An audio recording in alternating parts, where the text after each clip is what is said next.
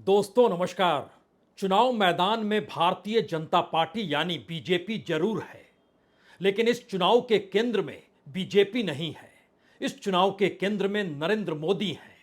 इसीलिए अब बीजेपी के घोषणा पत्र या बीजेपी के संकल्प पत्र की जरूरत नहीं है। अब मोदी की गारंटी शब्द ही बीजेपी भी है और वह संकल्प भी है। सही मायने में इस देश के भीतर में पहला पॉलिटिकल मैनिफेस्टो किसी प्रधानमंत्री के नाम की गारंटी के साथ जुड़कर सामने आ चुका है। लेकिन 10 बरस में यह बीजेपी या कहें प्रधानमंत्री मोदी क्या वादे करते करते हांफने लगे हैं? और इस हांफने की आवाज को आपने सुना या नहीं सुना? क्योंकि राजनीतिक तौर पर 2014 में जो कहा गया, 2019 में जो कहा गया, 2024 में वैसा कुछ भी क्यों नहीं कहा गया, यह सवाल किसी के जहन में भी आ सकता है। 2014 में इस देश की सत्ता पलट रही थी। उस दौर में बड़े बड़े सपने थे, बड़ी बड़ी मंशाएं दिमाग में रेंग रही थी। तो ऐसे ऐसे ऐलान, ऐसे ऐसे नारों के तहत उस दौर में कर दिए गए कि 10 बरस के बाद वो तमाम नारे और तमाम सपने झूठे लगने लगे। 2019 में परिस्थितियों ने कुछ संभाला अपने आप को। कोई बड़ा ऐलान नहीं हुआ, लेकिन उस दौर में भी 1 दर्जन से ज्यादा ऐसे वादे जिनको दोहराने की जरूरत 2024 में पड़ गई, और दर्जनों ऐसे वादे जो पूरे हुए नहीं तो उस दिशा में देखने की जरूरत पड़ी ही नहीं। तो राजनीतिक तौर पर 2024 का बीजेपी का, जी नहीं बीजेपी का नहीं, प्रधानमंत्री मोदी का गारंटी पत्र पहली बार एक ऐसे ऐलान के साथ है जिसमें कोई बड़ा ऐलान नहीं है। तो क्या वाकई धड़कनें 2024 को लेकर बीजेपी की या कहें खुद प्रधानमंत्री मोदी की इतनी बढ़ चुकी है, जहां पर एक घबराहट है, जहां पर एक ऐसी सोच है कि ऐलान करें तो क्या करें, क्योंकि इस देश के भीतर हजारों चुनावी रैलियां इस दौर में बीते 10 बरस में हुई ही होगी। इस दौर में सरकारी कार्यक्रमों की तादाद भी 1000 से ज्यादा की है बीते 10 बरस में। इस दौर में प्रधानमंत्री ने अलग अलग विभागों को लेकर या खुद अपने मंत्रालय जो उनके अधीन है उसको लेकर इस देश में तकरीबन 500 से ज्यादा ऐलान इस दौर में किए हैं, जो 2019 के बाद हुए हैं। उससे पहले जोड़िएगा तो वह भी 1000 की तादाद को पार कर जाएंगे। और अगर संकल्प पत्र हो या घोषणा पत्र हो, वह पूरा हो गया तो उसके बाद इस देश के भीतर कुछ भी ऐलान करने की जरूरत पड़ेगी नहीं। लेकिन अगर घोषणा पत्र और संकल्प पत्र कुछ भी पूरा नहीं हुआ तो इस बार ऐलान कैसे करें? या फिर इस दौर में टेक्नोलॉजी जितनी तीखी हो चली है उसके जरिए इस देश में गांव हो या पंचायत हो, शहर हो या फिर इस देश की छोटी छोटी बस्तियां हो, हर जगह सरकार जो कर रही है सब कुछ तो पहुंच रहा है। और शायद इसीलिए आज जब मोदी की गारंटी इसका जब ऐलान हो रहा था तो पार्टी के अध्यक्ष जेपी नड्डा ने हर एक लाइन के बाद एक ही लाइन को दोहराया। वो लाइन थी प्रधानमंत्री नरेंद्र मोदी की। इस देश को 4 करोड़ घर बनाकर दे दिए प्रधानमंत्री नरेंद्र मोदी ने। इस देश में 25 करोड़ लोगों को गरीबी के बाहर निकाल लिया गया प्रधानमंत्री मोदी ने।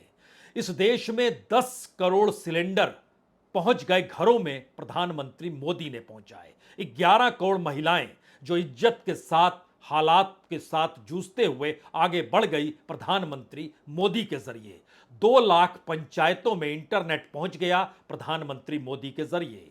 इस देश में 50 करोड़ लोग स्वास्थ्य बीमा के दायरे में आ गए प्रधानमंत्री के जरिए ही। इस देश में 33% आरक्षण महिलाओं के लिए ऐलान तो हो गया, जो 2029 में लागू हो जाएगा ऐसा लग रहा है प्रधानमंत्री मोदी के जरिए। यह एक पहली तस्वीर है। लेकिन हमें लगता है आज आपको जानना चाहिए ऐसा क्या था 2014 में और ऐसा क्या था 2019 में जो ऐलान दर ऐलान हो रहे थे लेकिन पूरे नहीं हो रहे थे, और पहली बार 2024 में मोदी की गारंटी ही ठिठक गई और 2047 का सपना दिखाकर उसने सब कुछ उस गारंटी तले दबा दिया, जिस गारंटी को पूरा करने की गारंटी तभी होगी जब कोई ऐलान होगा। तो ऐलान हुआ नहीं, और यह सब कुछ कैसे हुआ? कुछ पुराने पन्नों को राजनाथ सिंह ने खोला, जो कि इस मोदी के गारंटी के संयोजक यानी कर्ता धर्ता रहे, अध्यक्ष बनाए गए, वो मैनिफेस्टो तैयार किए गए, लेकिन मैनिफेस्टो शब्द बदल गया और गारंटी में तब्दील हो गया। तो पहले देख लीजिए नजारा। ये नजारा बीजेपी के 2024 के चुनाव की वह पुस्तिका है जो मोदी के गारंटी के नाम पर जारी की गई, और राजनाथ सिंह ने कुछ अतीत को याद कर लिया।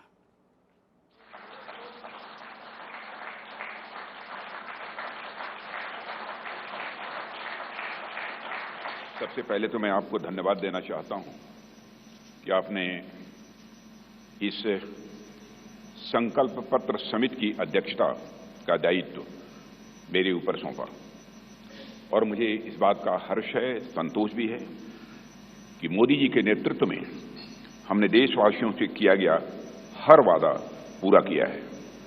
चाहे 2014 का संकल्प पत्र हो या फिर 2019 का घोषणा पत्र हो, मोदी जी के नेतृत्व में हमने अपने हर संकल्प को पूरा किया है। जब मोदी जी के नेतृत्व में हम 2014 के लोकसभा चुनाव लड़ने जा रहे थे, तो उस समय मैं पार्टी का राष्ट्रीय अध्यक्ष था। Doctor Murli Manohar Joshi ji manifesto committee के चेयरमैन थे। मोदी जी के आग्रह को ध्यान में रखते हुए पार्टी का जो संकल्प पत्र तैयार किया गया था, उसमें इस बात का विशेष ध्यान रखा गया था कि जो भी संकल्प हम देश के सामने रखें, उसे हम निश्चित रूप से पूरा करें। तो राजनाथ सिंह बतला रहे थे 2014 का संकल्प पत्र, 2019 का घोषणा पत्र, और अब 2019 का मोदी की गारंटी सामने आ गई है। इस गारंटी में नया कुछ क्यों नहीं है? इस गारंटी के भीतर जो लिखा गया है, वो सिवाय इसके कि इससे पहले जो तमाम ऐलान हो चुके थे, मसलन 4 करोड़ घर हमने बना दिए, 3 करोड़ घर और बना देंगे। इस दौर में जो बुजुर्ग हैं, जिनसे इस दौर में राहत रियायत जो सफर की होती है वह छीन ली गई, लेकिन वह बीमार अगर पड़ते हैं 70 बरस से ज्यादा उम्र के बुजुर्ग, तो उनको आयुष्मान योजना के तहत ले आएंगे। इस देश में जो रेलगाड़ियों की हालत है, और वो बदहाली एसी स्लीपर तक के भीतर आ गई है, राजधानी तक में आ गई है, उसके ठीक समानांतर एक दूसरी पटरी वंदे भारत की तैयार की गई। उस वंदे भारत की भी 3 कैटेगरी प्रधानमंत्री ने खुद ही बताई। स्लीपर क्लास होगा, चेयर कार होगी, और मेट्रो होगी, यानी वंदे भारत मेट्रो भी चलेगी। आप सोच रहे होंगे ये जिक्र जो हो रहा है कोई अधिकारी कर रहा है, या देश के प्रधानमंत्री कर रहे हैं, या चुनाव में जाने से पहले किसी राजनीतिक दल के सबसे बड़े नेता या उस नेता के नाम पर ही अब पार्टी चलती है, उस लिहाज से इन बातों का जिक्र हो रहा है। लेकिन सुनना पड़ेगा, क्योंकि हम 2014 और 2019 की किताबों को खोलें उससे पहले 2024 में अब सिलेंडर नहीं, अब तो पाइप से आपके घर सस्ती पहुंच जाएगी, ऐसी व्यवस्था हो रही है। इलेक्ट्रिसिटी तो आपके घर पहुंचती है, लेकिन आपके घर के छतों पर सौर ऊर्जा लग जाएगी, और उसके बाद उससे मुफ्त में बिजली, यानी बिजली बिल 0 हो जाएगा। उससे आप कमा भी पाएंगे, जेब में भी पैसा होगा, हाथ में भी पैसा होगा, और फ्री की बिजली होगी। आप कहेंगे हां, ये सपना हम देख सकते हैं 2047 तक का, क्योंकि विकसित भारत में यह सारी चीजें तो रहनी ही चाहिए। दुनिया के तमाम विकसित देशों में यह स्थिति तो है, लेकिन तमाम विकसित देशों में जो सौर ऊर्जा का पूरा प्लांट छत पर लगता है, उसकी कीमत बड़ी होती है। लेकिन भारत में हर गरीब को सूर्य देवता को नमन करने की दिशा में ले जाया गया है। अब उन्हीं के आश्रय देश में रोशनी आने वाली है। उस रोशनी के आश्रय करोड़ों परिवार का जो बिजली बिल 0 हो जाएगा और सौर ऊर्जा लग जाएगी, उसमें उसके बाद की स्थिति कहीं पर कोई रोजगार और महंगाई का जिक्र ना कर दे, तो मुद्रा योजना में जो 10 लाख का कर्ज मिलता था, उसको बढ़ाकर हम 20 लाख कर देंगे। इस देश में बेरोजगारी का आलम इंटरनेशनल लेबर ऑर्गेनाइजेशन ने भी जो आंकड़े दिए वो हैरान करने वाले हैं, क्योंकि 83% लोग इस देश में बेरोजगारी के आलम में जी रहे हैं। लेकिन सरकार कहती है करोड़ों लोग अब नौकरी नहीं खोजते हैं, वो नौकरी देने की स्थिति में आ गए। और जितने लोगों को मुद्रा योजना के तहत पैसा बांटा गया, अगर उन्होंने खुद की नौकरी और किसी एक व्यक्ति को भी नौकरी दी होती तो इस देश में कोई बेरोजगार बचता ही नहीं। इतनी बड़ी तादाद में मुद्रा योजना का पैसा बांटा गया, लेकिन क्या यह पैसा वैसे ही था जैसे अगले 5 बरस तक 5 किलो अनाज बंटता रहेगा, इसकी गारंटी प्रधानमंत्री मोदी ने खुले तौर पर ली। इस बात की गारंटी उन्होंने ली कि आने वाले वक्त में भारत विकसित हो जाएगा, दुनिया के सामने भारत की इकोनॉमी तीसरे नंबर पर आ जाएगी, शहर गांव में युवा अपने रुचि से काम कर सके इसके लिए उसको बाखूबी कर्ज दिया जाएगा। रेहड़ी वाले हो या ग्रामीण इलाकों में सबको अपने तरीके से कमाई के साधन हो जाएंगे। इस दौर में जो भी इंफ्रास्ट्रक्चर भी किसी मैनेजमेंट की छात्र की तर्ज पर प्रधानमंत्री ने समझाया वो 3 तरह का होता है।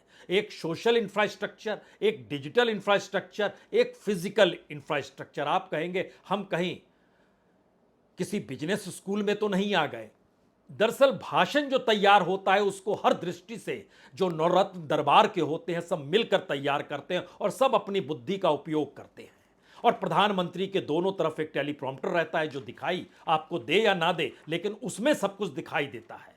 तो उसके जरिए सिर्फ कहना है और फिर आगे निकल जाना है, क्योंकि अगली चुनावी रैली को संबोधित करना है। तो ऐसे में हमें लगता है इससे पहले हम पुराने पन्नों को खोलें, उस दौर की क्या स्थिति थी। उससे पहले आज प्रधानमंत्री जब जिक्र इस बात को लेकर कर रहे थे कि किसान, सहकारिता और किन परिस्थिति में आने वाले वक्त में क्या कुछ करेंगे, इसको पहले सुन लीजिए, तब असल तार खुलेगा।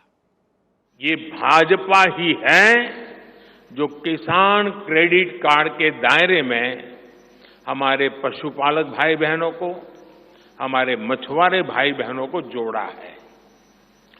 पीएम किसान सम्मान निधि का लाभ भी देश के 10 करोड़ किसानों को आगे भी जारी रहेगा।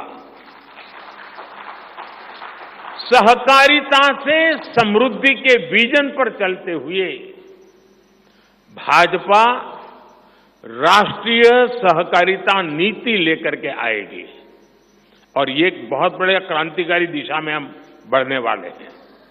देश भर में डेयरी सहकारी समितियों की संख्या भी बहुत बड़ी मात्रा में बढ़ाई जाएगी। किसान और कोऑपरेटिव का जिक्र जब प्रधानमंत्री कर रहे हैं तो आपके जहन में एक सवाल तो जरूर उठेगा। देखिए, इस देश की नब्ज को प्रधानमंत्री पहचानते हैं, इसीलिए इस देश में जमीन से जुड़े हुए जो मजदूर किसान हैं उनके बारे में सोचते हैं। जो इस देश का पूरा कोऑपरेटिव आंदोलन रहा है उसको भी समझते हैं। तो हम आपको 5 साल पहले ले चलते हैं। 2019 के मैनिफेस्टो में प्रधानमंत्री ने बाकायदा जिक्र किया था इम्प्लीमेंटिंग कोऑपरेटिव फेडरलिज्म इफेक्टिवली। प्रभावी तरीके से ये पूरा कोऑपरेटिव फेडरलिज्म कैसे काम करेगा, इस दिशा में बाकायदा पॉइंट दर पॉइंट बताते बताते यह बता दिया कि अब 5 बरस में ग्राम स्वराज आ जाएगा। 5 बरस बीत गए, आपको कहीं ग्राम स्वराज दिखाई दे तो बताइएगा जरूर। इस देश में जो एनिमल हस्बेंड्री है उसको लेकर जो पूरा का पूरा मोटा कच्चा चिट्ठा 2019 में रखा गया, उसको एक बार पढ़िए और फिर बताइए आज की स्थिति में कुछ भी पूरा हुआ है। जो किसानों के लिए कल्याणकारी योजनाओं का जिक्र 2019 में किया गया, उसकी चवन्नी भर का जिक्र 2024 में नहीं हुआ। लेकिन वेलफेयर योजना तब किसानों का जिक्र था, लेकिन उसके बाद इस देश में कॉरपोरेट को किसानी में घुसाने के लिए 3 बड़े कानूनों को भी इस देश ने देख लिया। जो किसानी से जुड़े हुआ सेक्टर है, जो डेवलपमेंट है, जो एग्रो एलाइड सेक्टर कहा जाता है, उस क्षेत्र में किसानों का योगदान कितना है, बड़ी कंपनियों का योगदान कितना है, इसको लेकर एक विस्तृत पेपर भी तैयार हुआ था। लेकिन किसानी गायब हो गई, कंपनियां सामने आकर खड़ी हो गई। यही नहीं, जो सिंचाई योजना है इस देश में 2019 से 2024 के बीच में जो सिंचाई इस देश में जितनी होती थी उसमें 0.25% का इजाफा 5 बरस में हो पाया, 0.25%। लेकिन मैनिफेस्टो में 2019 में लिख दिया गया था सिंचाई बिल्कुल मिशन मोड में होगी, कोऑपरेटिव कमाल का हो जाएगा, किसानों की आय दुगनी हो जाएगी। ये तमाम बातों का जिक्र मैनिफेस्टो में 2019 में किया गया था। लेकिन मसला इतना भर नहीं है, मसला तो इसके आगे की परिस्थिति है। क्योंकि जब आप घोषणा पत्र और संकल्प पत्र से निकलकर प्रधानमंत्री के नाम के साथ गारंटी जोड़ देते हैं, और वही शख्स 2019 में भी प्रधानमंत्री थे, 2014 में भी थे। तो अब जरा एक एक पॉइंट को और समझ लीजिए। 5 ट्रिलियन की इकोनॉमी का जिक्र 2019 के मैनिफेस्टो में, हम एक दर्जन मुद्दों को पढ़ते हैं, ये सब कुछ 2019 के मैनिफेस्टो में दर्ज किया गया था। तब आप समझ पाएंगे कि दरअसल इस दौर में कोई बड़ा ऐलान क्यों नहीं कर पा रहे हैं, धड़कनें क्यों बढ़ी हुई है, जनता क्या सोच रही है, चुनाव सामने खड़ा है, इसके मतलब क्या है। 5 ट्रिलियन इकोनॉमी हो जाएगी, जनता से टैक्स कम से कम लिया जाएगा, और जो भी निवेश हो वह इस देश के ग्रोथ में शामिल होना चाहिए। जो 100 लाख करोड़ का इन्वेस्टमेंट है उसका जिक्र भी 2019 में किया गया था, और जान के हैरत होनी चाहिए कि उसके बाद प्राइवेटाइजेशन और मोनेटाइजेशन के आसरे पैसा जुटाने में सरकार इस देश की जो सार्वजनिक संपत्ति थी उसको कौड़ियों के मोल बेचने में लग गई। लेकिन बहरहाल माइनिंग सेक्टर जीडीपी में 2.5% का योगदान देगा 2019 में सोचा गया, वो संभव अभी भी नहीं हो पाया। जो इस देश के भीतर में इकोनॉमी है वो बिल्कुल ट्रांसपेरेंट बना दी जाएगी। आप बोलेंगे ट्रांसपेरेंट का मतलब क्या होता है? ट्रांसपेरेंट का मतलब ये होता है कि आरबीआई हो या बैंक हो, उसकी इकोनॉमी, कर्ज देना, एनपीए का बढ़ना, ये सारी चीजें बहुत ट्रांसपेरेंट तरीके से चलेगी, जो इस दौर में गायब हो गई। और एनपीए का जिक्र तो 2014 में भी किया गया था, हम 2014 में पहुंचे, लेकिन 2019 की और सुनिए। चुनाव, एक देश एक चुनाव का जिक्र 2019 में भी हुआ था। भ्रष्टाचार मुक्त भारत, इसका जिक्र भी हुआ था, लेकिन बीते 5 बरस में करप्शन जो बढ़ गया उसको 53% लोग सीएसडीएस के सर्वे में मानते हैं। वही सीएसडीएस जो सरकारी संस्था है, जिसके ग्रांट, सरकार के ग्रांट पे वो चलती है, उसने बताया करप्शन बढ़ गया, और उसमें 27% लोगों ने कहा सेंट्रल गवर्नमेंट की वजह से बढ़ा है। Civil service, governance, police, judicial, इन तमाम जगहों पर रिफॉर्म का जिक्र किया गया। किसे पता था कि इस देश के संस्थानों पर सरकार कब्जा करना चाहेगी।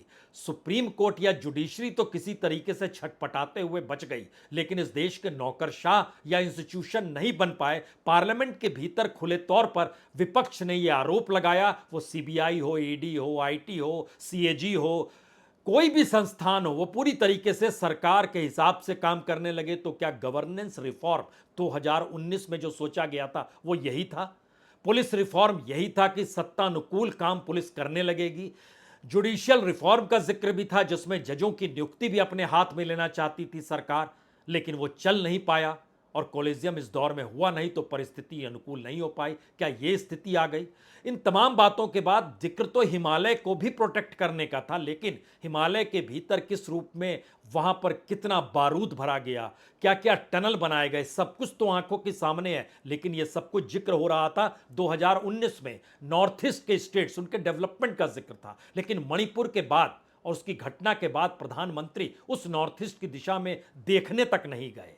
महिलाओं को लेकर यह इसलिए जरूरी है क्योंकि महिला खिलाड़ी जिनकी पहचान अंतर्राष्ट्रीय तौर पर है, उनकी हालत कितनी बदतर हो गई जब दिल्ली के जंतर मंतर पर वो आंदोलन कर रही थी अपनी अस्मिता को लेकर, और अपने आप को कहते हुए कि बेटी बचाओ का नारा 2014 में आप ही ने दिया था, तो हमें बेटी मानते हैं नहीं मानते हैं, लेकिन 2019 के मैनिफेस्टो में महिलाओं को डेवलपमेंट के साथ कैसे जोड़ा जाएगा, बराबरी का अधिकार कैसे दिया जाएगा, डिग्निफाइड लाइफ के साथ महिलाएं सम्मानजनक तरीके से कैसे रहेंगी, महिला आरक्षण को लाएंगे, सब बातों का जिक्र 2019 में बाकायदा किया गया। और वो मिडिल क्लास जो शहरों में रहकर गीत गाता हो और मेन स्ट्रीम मीडिया को देख के वाह वाह करता हो, उसको लेकर भी कहा गया था कि उसकी तमाम जरूरतों को पूरा करने की दिशा में सरकार बढ़ेगी। उसमें टैक्स भी एक चीज थी, लेकिन सब कुछ 2019 के मैनिफेस्टो के साथ गुम हो गया।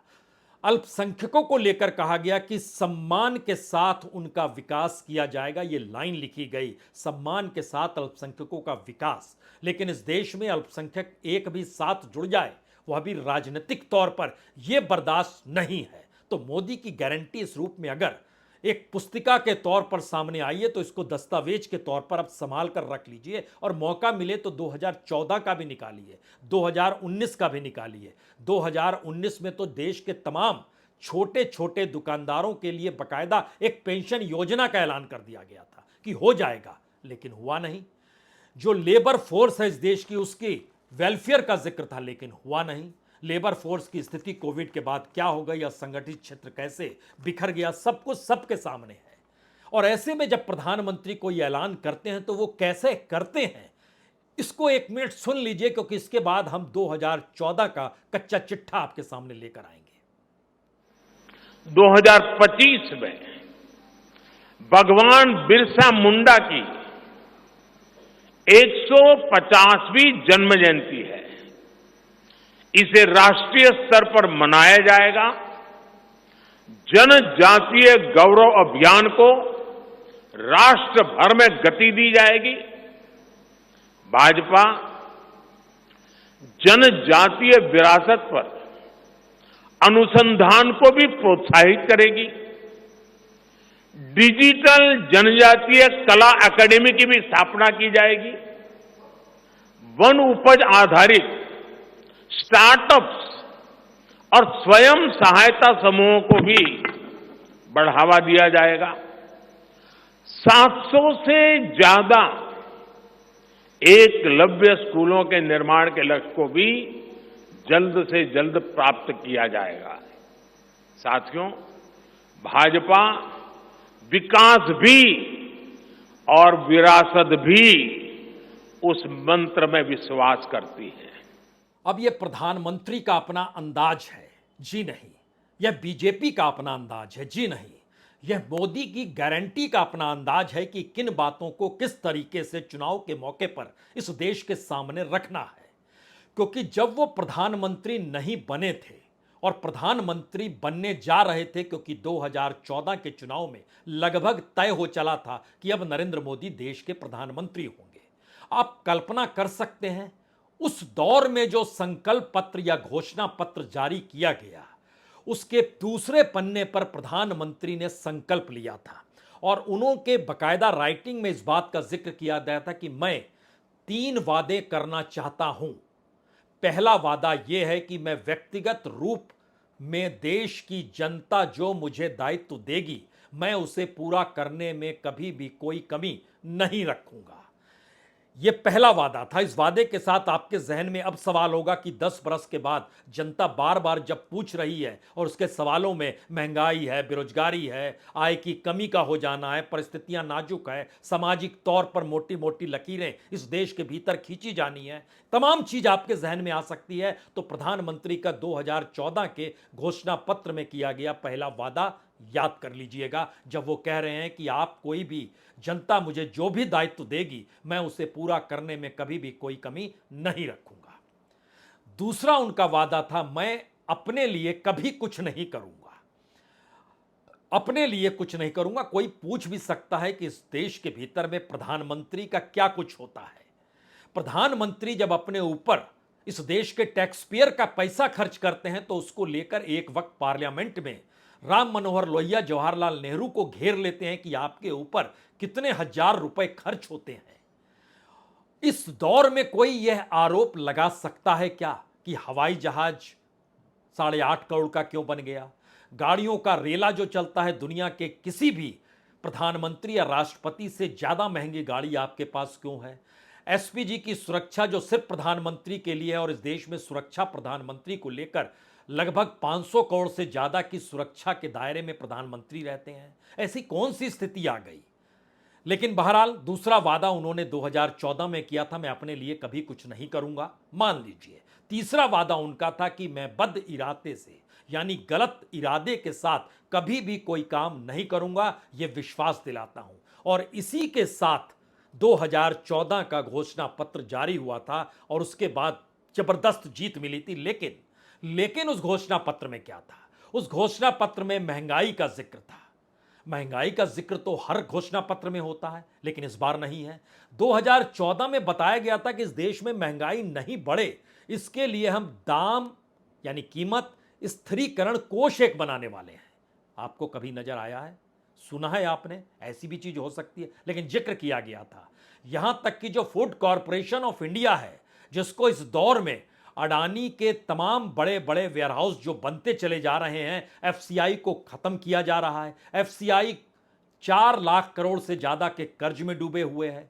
ऐसी परिस्थितियों के बीच एफसीआई को पुनर्जीवित करना और उनके जरिए इस देश के भीतर में खरीदारी हो, भंडारण हो, वितरण हो, सब काम किए जाएंगे। जिक्र 10 बरस पहले 2014 में हो रहा था। रोजगार का जिक्र भी था उस दौर में। आप कहेंगे 2 करोड़ नौकरी, जी नहीं, 2 करोड़ नौकरी तो भूल जाइए। यहां तक कह दिया गया था कि जो रोजगार कार्यालय है, जो अलग अलग जिलों में खुला होता है या राज्यों में खुला होता है, वो कार्यालय नहीं होगा, वो रोजगार केंद्र में तब्दील हो जाएगा। अब आप कल्पना कीजिए, उत्तर प्रदेश के भीतर रोजगार कार्यालयों में जो रजिस्टर्ड बेरोजगारों की तादाद है वह भी 1 करोड़ पार करने को है। इस देश के भीतर में 20 करोड़ से ज्यादा रजिस्टर्ड बेरोजगारों की संख्या है, लेकिन वह तो रोजगार केंद्र में तब्दील होना था, तो क्या हो गया? वो 10 बरस पहले कहा गया था। और इतना ही नहीं, जो करप्शन का मसला था उसमें कहा गया था इसकी गुंजाइश को ही खत्म कर देंगे। लेकिन यह किसे पता था कि कोई ऑर्गेनाइज्ड करप्शन भी होता है? क्योंकि उस दौर में एनपीए का जिक्र भी किया गया था कि एनपीए बढ़ रहा है, और उस दौर का एनपीए जो था वह 2.41 लाख करोड़ था, यानी 2,41,000 करोड़ था। और 2024 आते आते इस देश में लगभग 16 लाख करोड़ से ज्यादा तो माफ कर दिया गया वो एनपीए और वो कर्ज जो इस देश के भीतर को छोड़कर लोग भाग गए। तो जिन बातों का जिक्र था उससे हटकर कैसी कैसी लकीर बीते 10 बरस में इस देश ने देखी है। तो इन घोषणा पत्र, संकल्प पत्र या अब गारंटी के आसरे अगर आप खड़े हैं तो एक क्षण के लिए मां गंगा को भी याद कर लीजिए। 2014 में मां गंगा का जिक्र था, 2019 में नमामि गंगे का जिक्र है, 2024 में यह शब्द आपको गायब मिलेगा। गंगा अविरल बह रही है। गंगा को कौन मोड़ सकता है, कौन रोक सकता है? इस देश के भीतर में प्राकृतिक छटाओं को कौन विभत्स तरीके से इंडस्ट्रियलाइजेशन या इंफ्रास्ट्रक्चर के नाम पर कॉरपोरेट के हवाले कर सकता है? लेकिन हुआ है, इस दौर में हुआ है, माइनिंग को लेकर हुआ है। इस दौर में अलग अलग कॉरपोरेट सेक्टर से जुड़ी हुई जो यूनिट्स हैं, वो चाहे सीमेंट के प्लांट हों, चाहे इस देश के भीतर में इंफ्रास्ट्रक्चर से जुड़ी हुई अलग अलग योजनाओं के नाम पर जो जमीन ली गई, वो प्राकृतिक जमीन को लिया गया। और शायद इसीलिए जिस पर्यावरण का जिक्र 2014 में कर रहे थे उससे बुरी गत 2024 में है, जिम्मेदार कोई नहीं है। और एक भारत श्रेष्ठ भारत का नारा तो 2014 में ही दिया गया था। तो राजनीतिक तौर पर इस सफर में आप कहीं भी चले, सिर्फ 2 बातों को याद रखिए। 2014 में बीजेपी थी, 2024 में बीजेपी नहीं है। 2014 में इस देश में राजनीतिक दलों का एक सामूहिक जिम्मेदारी के साथ ऐलान होता था चुनाव को लेकर। इस दौर में वह एक व्यक्ति और उस व्यक्ति की गारंटी के इर्द गिर्द सिमट गया है, क्योंकि उसी शख्स के इर्द गिर्द समूची राजनीति को अपना काम करना है, राजनीतिक दल को चुनाव लड़ना है, और चुनाव जीत और हार उस शख्स के इर्द गिर्द जाकर सिमट गई है। और दूसरी बड़ी बात, इस देश के भीतर में जो संविधान के तहत चेक एंड बैलेंस या अलग अलग लोकतंत्र के जो स्तंभ हैं, वो सभी स्तंभ इस दौर में कैसे सिमट गए हैं, और उसको रिफॉर्म का नाम दे लीजिए या सत्ता अपने अनुकूल कर दे, ये दरअसल ऐसी गारंटी है जिस गारंटी की था आपको चुनाव के वक्त में आम आदमी को समझाने और समझने से दूर ले जाएगी। और वो सिर्फ एक ही बात समझेगा, सीबीआई मतलब प्रधानमंत्री नरेंद्र मोदी, ईडी मतलब प्रधानमंत्री नरेंद्र मोदी, सीएजी का मतलब प्रधानमंत्री नरेंद्र मोदी। और ये स्थिति आते आते इस देश के संस्थानों से निकलकर लोकतंत्र के उन स्तंभों से होते हुए वो उस 4th स्टेट को भी कहीं अपने दायरे में ले लेगी, जहां पर सवाल होगा मीडिया का मतलब सिर्फ एक नाम, प्रधानमंत्री नरेंद्र मोदी की गारंटी। आजमाना चाहते हैं तो जाइए, टेलीविजन खोलिए और आपको सिर्फ यही शब्द सुनाई दे रहा होगा। बहुत बहुत शुक्रिया, बहुत बहुत शुक्रिया।